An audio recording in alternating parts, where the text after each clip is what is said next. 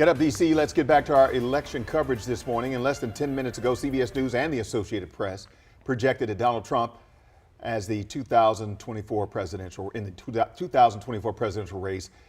Just did some research on this, and that makes him the second person in U.S. history to win non-consecutive terms as commander-in-chief. The first was Grover Cleveland in 1888.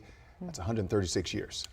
Our Matt Gregory joining us now to go over what helped Trump, Matt, advance over Harris. Good morning. Yeah, and here's your other fact. Who was the president in between the Joe Biden of the 1888? That would be Benjamin Harrison, the grandson of William Henry Harrison. There you go. Fun facts all around, everybody. So this is what we're learning right here, okay? We're seeing that the blue wall, which was really something that Democrats have leaned on for a long time, which was Pennsylvania, Michigan, Wisconsin. These are all, if they're not already been given by the AP to former President Donald Trump, they're at least in that camp, Michigan included. So, I mean, we can take you in close. It's actually quite close in Wisconsin, but there's just, when the AP calls these things, it's generally because there's not enough room or votes left to make up the difference. So by about, I would say, 40,000 votes, they've called Wisconsin for former President Donald Trump. Now, one of the things we were hearing from our experts last night, we were here, was that early on, this was Lenny Steinhorn from American University was sitting here. He was saying Donald Trump was performing or overperforming in areas they hadn't expected. So, like, I'll give you an example here. In Florida,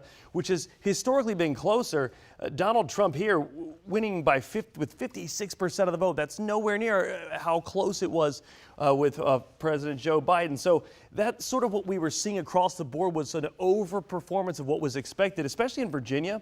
While Virginia went blue for Kamala Harris, look at this. It was a much closer, only 51%, almost 52% of the vote for Kamala Harris, where we saw larger margins for President Joe Biden back in 2020. So that's sort of what we saw across the board, is Donald Trump overperforming in certain areas, right?